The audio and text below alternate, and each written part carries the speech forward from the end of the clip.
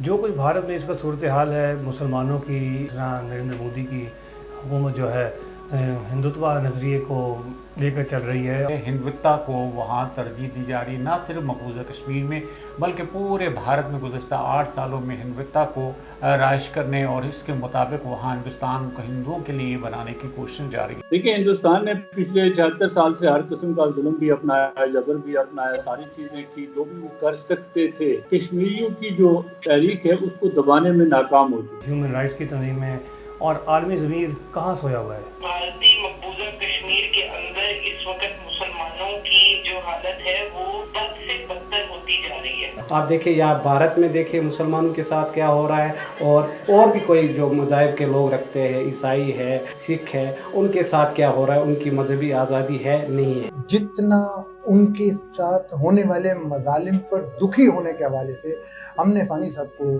دیکھا، پڑھا، سنا یا محسوس کیا، بہت کم لوگوں میں یہ بات ہوتی ہے۔ ہم نے کشمیر کے کاز کو ایڈوکیٹ کیا ہے انٹرنیشنل لیول پہ۔